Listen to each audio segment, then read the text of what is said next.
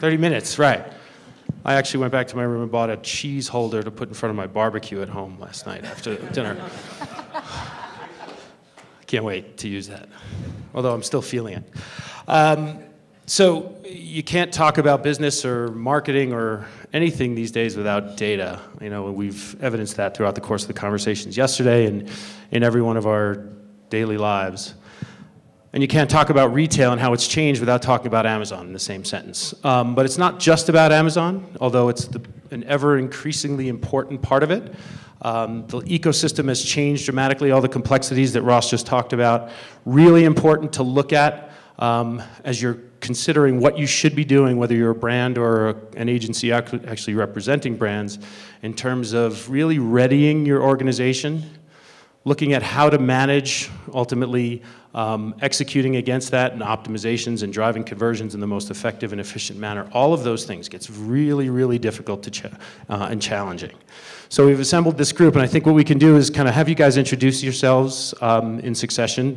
We have a couple of minutes in order to be able to do that, and then we can dive right into the conversations if that's okay. So please go ahead, introduce yourself. Great. Good morning, everyone. So I'm Kerry, Curran, and I am from Catalyst. We are a search, social, and e-commerce specialty shop. We've actually just celebrated our 20th anniversary. So we've been doing this for a long time with lots of depth and experience with CPG and manufacturing brands. So as the search engines evolved and as the shopping sites really became search engines, because it's all query-based, our services and expertise has naturally expanded as well. So in my role, I help increase the value that our clients are getting from across the ecosystem, looking at how the channels integrate and interact with each other. And then I also do a lot of training for brands as well. So in my role, I'm talking to a lot of senior level folks across multiple e-commerce teams and brand teams trying to figure out how they should be approaching it. And within Catalyst, we've done a lot of consumer research. So I've got a lot of interesting stats to share with you today. Hi, everyone. My name is Kristina Smith. I'm at Keen Footwear, which is based in Portland, Oregon. I realized I've actually been in the D2C space my entire digital marketing career.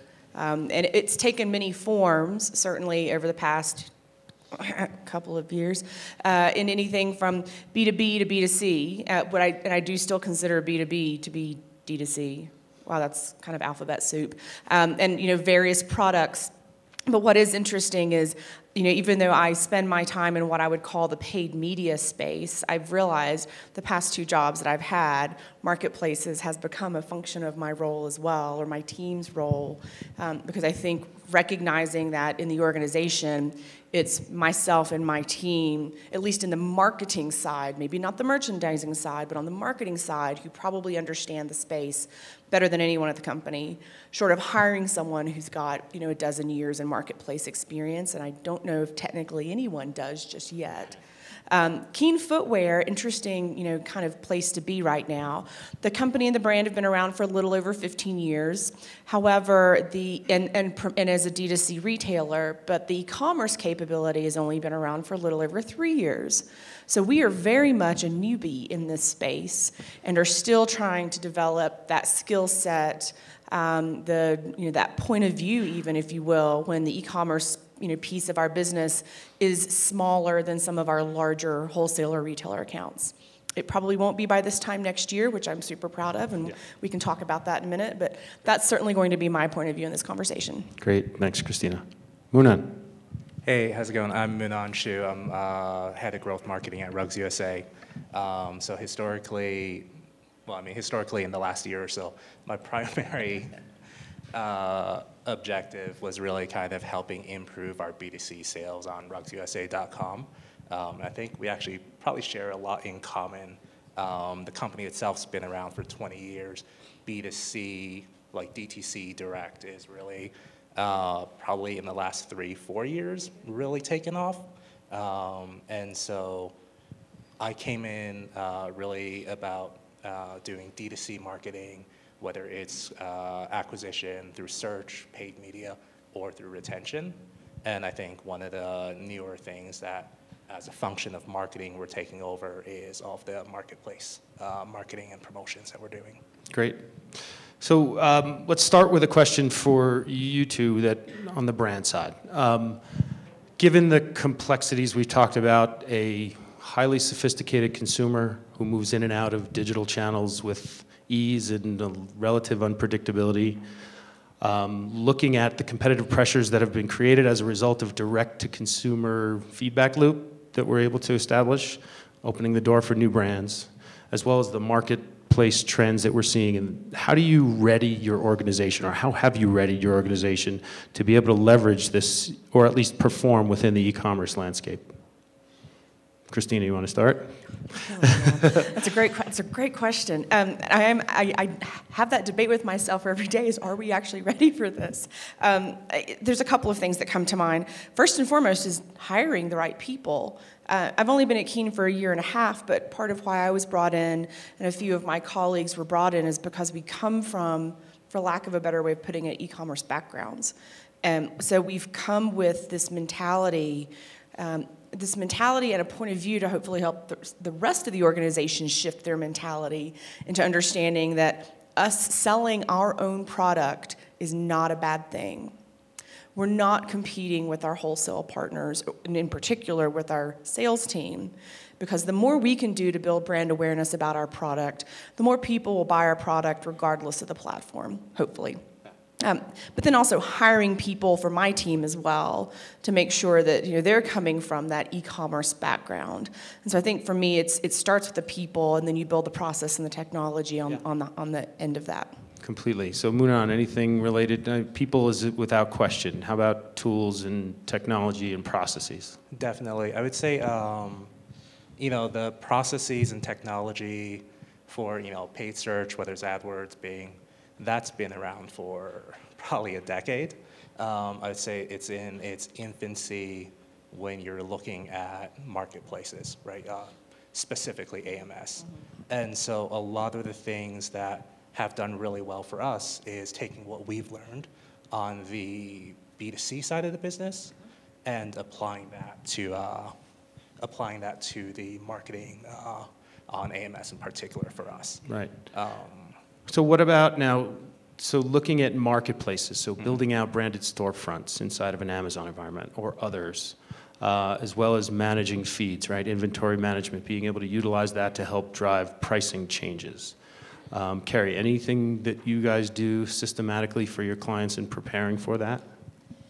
Yep, so a lot of the brands that we speak with at the very beginning, we help them to identify, why are you doing this? What is your business goal? What is your goal for being in Amazon, in Walmart? What are you trying to achieve?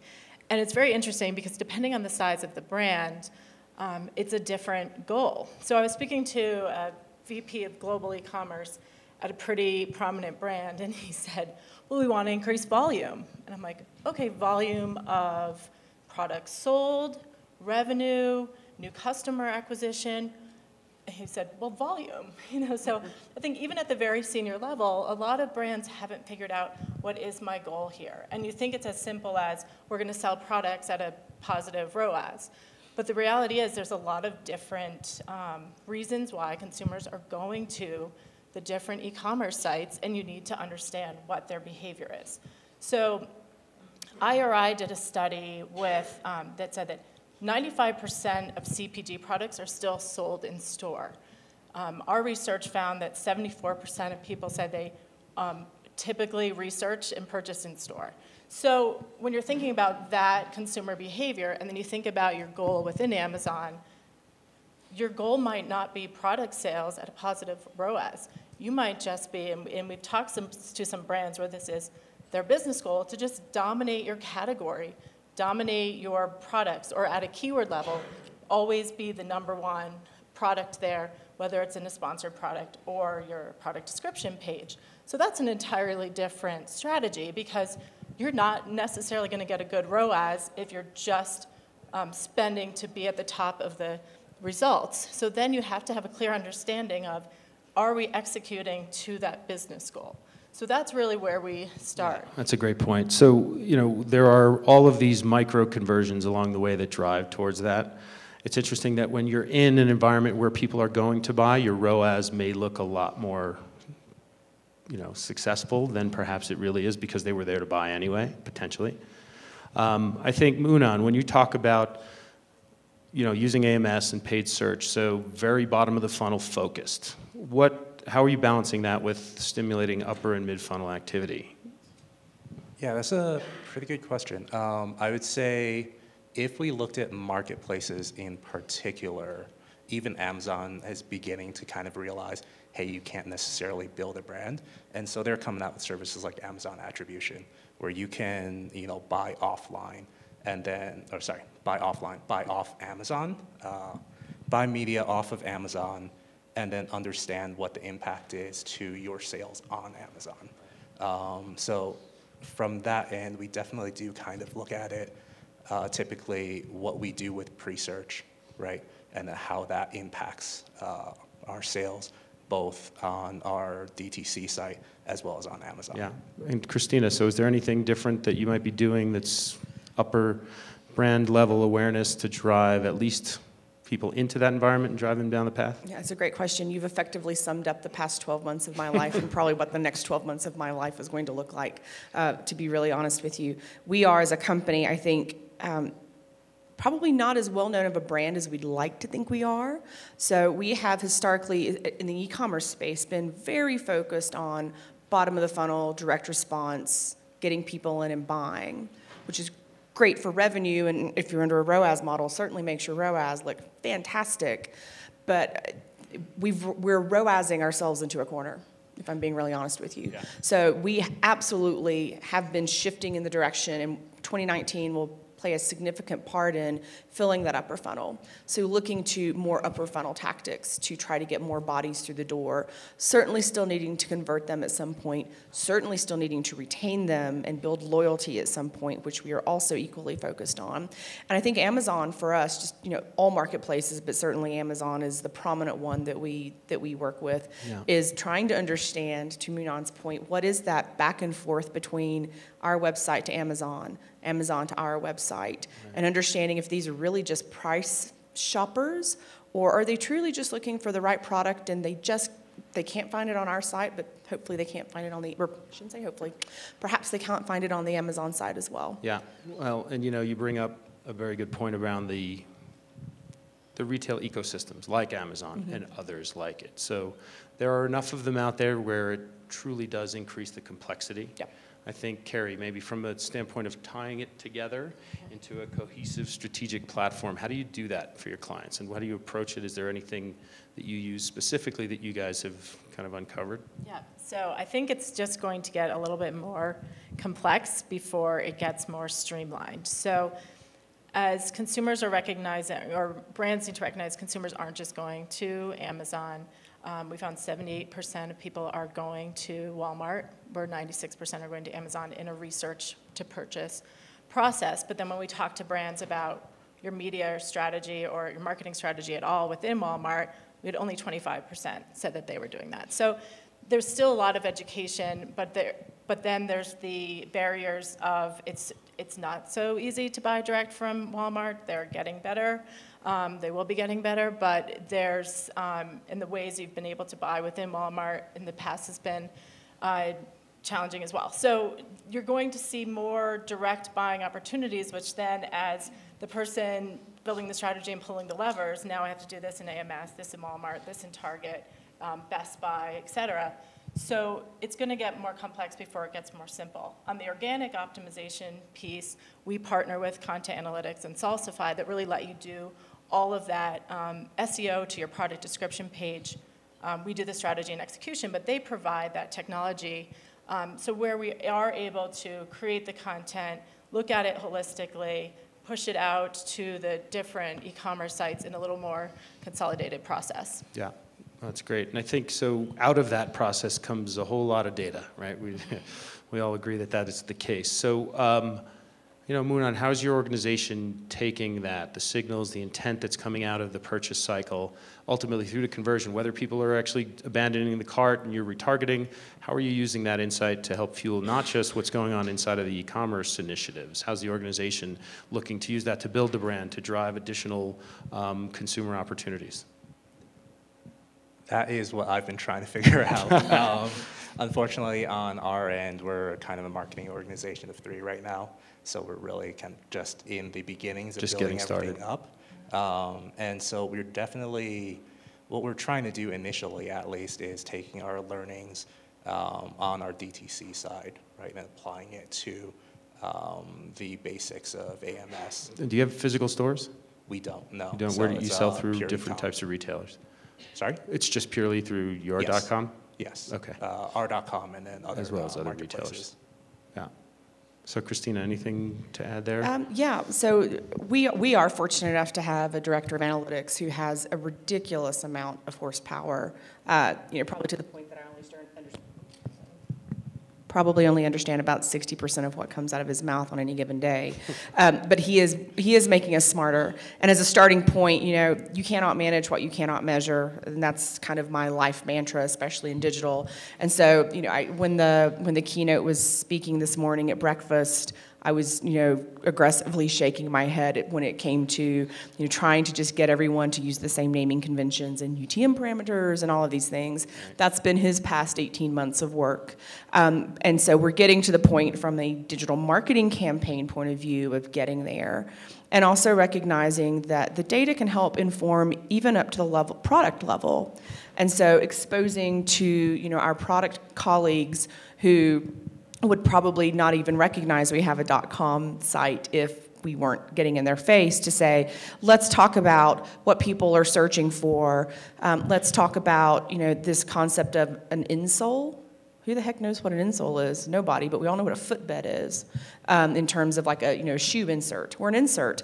Let's talk about what our first-time customers are purchasing more often than not or more frequently, and taking that product level knowledge to try to feed into them to help them understand what people are searching for and over the long term to help understand what the evolution of that product could look like as well. Wow, that's great. And I think, if you look at across all the different channels you're selling, the data that comes out of it is helpful, obviously, from an organizational perspective. But are you, and for any of the 3 of you, how are you sorting through, let's use search as an example. So you've got a product that's sold in Walmart, in Amazon, in your own e-commerce retail environment, in other third-party environments. How do you create the maximum efficiency out of that without tripping over each other, setting the ground rules, governance across the channel so that so that you're all working towards an end goal of ultimately selling your product? How do you do that, and how do you do it effectively, if you can? I'll speak for me. Unfortunately, we can't do it effectively. We still have a lot of firewalls with some of our partners so that we don't get access to their sell-through data. That's probably 2020 for us, without sounding flip. That's probably where we're going in 2020. But the dream is there for sure. Yeah, totally. Anything to add there, Munan? And I want to talk a little bit about your stuff that's going on, your research right now, Kerry, if we can. But Yeah, Munan. definitely. I think on our end, it's really about identifying what the key, to Kerry's point earlier, right, what the key business goal is on each platform. So for example, on Amazon, right, what you see, the main differences between our DTC platform, our .com and Amazon, is it's really hard to build a cart, right? Yeah. It's really hard to build your own cart on Amazon. Yeah. And so, to Kristina's point earlier, one of the things that we're doing is we're looking at, hey, what are the products that sell really well together on our .com today? And then building those in as separate ASINs on Amazon.com. Yeah. Right, stuff like that to really kind of understand, hey, our main goal on Amazon today is to build AOV, so let's do this. Yeah. So a lot of moving parts, a lot of complexity, as we talked about throughout this. So I know, Kerry, you guys had done a research project recently on e-commerce. Is there anything that you've done that you bring into the equation here, or some things you may not have mentioned already that helped to solve for some of this? Yeah, so actually, before I mention the research, just to answer the question on the reporting and data, one of the things that we've done for that cross-channel view is we typically have the same team managing channels so that you're able to relay that same strategy across. And just a quick story, we have a client who uses their paid media really to drive sales of their products that they know drive trial versus loyalty. And so this is a priority across all of the digital media channels. And so when we get into Amazon, we need to pull in the data that's beyond what Amazon provides in the interface and getting that API additional data and pulling that into. We have one tech stack where all of the data across channels sits, so you can get that holistic view. And so with this client, what we looked at was there's an API called Same SKU Sales, and we were able to see when somebody came in through a display ad versus someone came in through sponsored products, what the percentage of time they purchased that same SKU that they are promoting, or ASIN that they're promoting in the ad. Now, in what we found, and they only wanted to sell the products, like you were saying, the products that are the first, the ones people are most likely to buy first. So what we found was that the display ads had less than 50% of the time of that same SKU sale. Sponsored products was like 78%. So with that granular level of data that you can only get through the API, we're able to demonstrate if this is your business goal, this is where you need to shift budget. So just, sorry to wrap up your question about the data and analytics. I've been trying to educate brands on Amazon as a search engine for a really long time. And if you go back like 5 years, I'd sit in these meetings where we maybe were already doing the paid search or SEO for a big CPG, and I'd say, how are you guys looking at Amazon? And they'd be like, oh, that's our shopper team, that's our merchandising team, like, we don't touch that. And I'm like, but there's things we can do. And that was even before AMS was a thing. So 2 years ago, we started some research to identify like who on the brand side owns Amazon and why is there's such a disconnect. We get this all, and that was started for me 5 years ago, but it was as recent as 2 years ago. I was talking to a pretty major international brand, again, head of global digital. Oh, who's doing your Amazon? And she's like, oh, I don't know. And then she comes back later and tells me their display agency is doing Amazon, and I'm like, okay, then they're doing AMG, but that's not Amazon. So we started this research 2 years ago to really dive into who's owning it, how can we help brands kind of integrate that process. And so we saw a lot of gaps where there wasn't a lot of communication, and as Amazon advertising is more of a digital marketing play, the teams really need to start working together. So from that perspective, we've seen a huge shift. This past year, we expanded our research paper, and I have a couple of copies here if anyone wants them, but our research this past year was looking at, all right, now everyone knows Amazon's the hot, sexy thing. It was like Facebook a few years ago where everyone's like, you gotta be in Facebook, now it's you gotta be in Amazon, but we want brands, advertisers to know there's other channels. So that's where this year we really dove into the consumer behavior. The good news for search marketers is when we ask that question, where do you go when you don't know what you want, 62% are still going to search engines. When you do know what you want, 50% are going to search engines, 20% are starting on Amazon. So you still need your paid search. You still need your Google, your Bing as part of your strategy. Yeah, and I think so, as you look towards more sophisticated brands who've been in market for an appreciable amount of time, getting sales and shopper marketing and the brand ultimately aligned internally with paid search or whatever other channels you might be using is certainly a challenge. But for the two brands on stage, and I know that this is relevant every single day, which is as you get more and more momentum put behind this, when you've got agencies out there who are innovating, who are capable of seeing across the landscape, when do you decide to shift from doing it all in-house to bringing on a third party, a partner, and leveraging some of the marketing technology partners and platforms that are in market and available today to help tie it all together? So Kristina or Munan, either one of you, when have you, and you can talk about when you've made that decision, and if you haven't made the decision already, then that's great, and I'm curious as to why that might be. Yeah, definitely. I think on our end, our very first decision was to bring on Munan to kind of help automate our campaign bidding, right? Like that was such a no-brainer, or really any kind of optimization platform. I think it's really going to be driven by what's the data that we can consume, what's the data that we can access, and how we can use it to optimize. So right now, we're not using half of the data that we have access to. via pre-built Amazon API connections to optimize our overall portfolio on Amazon. So you're doing it internally with a partner, with a Marin as a bid management platform to help support the AMS initiatives. Yeah, okay. And I think you know, at some point we're going to be using the data that we have available to its full extent. Mm-hmm. And I think at that point, that's where partners like Catalyst might come into great help in, you know, developing additional data API polls that we can then use to inform what we should do in terms of our next Great. steps. So even beyond data, though, so from a management, you have your team internally doing that? Right now, yes. You do? Yeah. Okay. Kristina? We're a little different, actually. I get a little bit of a cheat on this answer because it's an easy spot for me to be in. They're not fortunate. Portland's not exactly a hotbed of digital e-commerce activity. So the reality of trying to find humans in that area, or even people who want to move to the Portland area, is quite a challenge. So we have no choice but to go external. I couldn't hire the people if I tried, and I've tried, and it's 6 months go by and it's like, I've got 3 applications and 2 of them are completely unqualified. So just as a sheer forcing function, we've had to go external. Yeah. And we've gone external for various channels.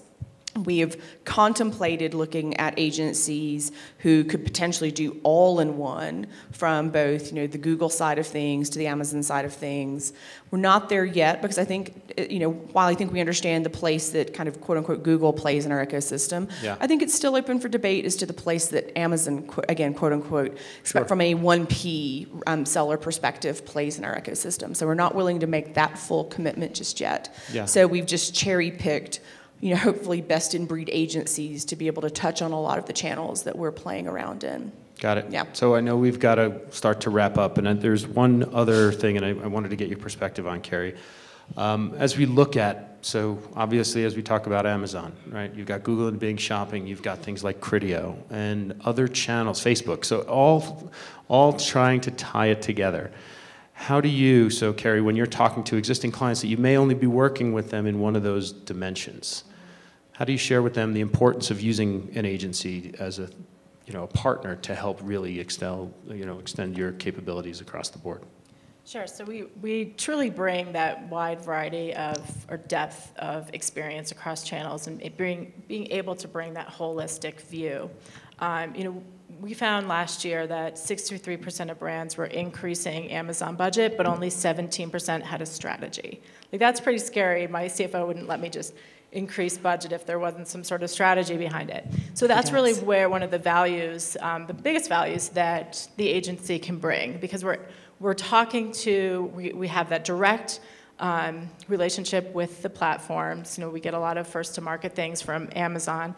We're talking to brands across industries, pulling those strategic learnings and able to, whether it's optimization tactics or strategy and kind of that holistic picture of store to online, bringing that expert level of advanced expertise, and then having that holistic reporting tech stack so that you have that view, so you can see what people are doing across channels and integrating it. That's great. That's great. Well, thank you all.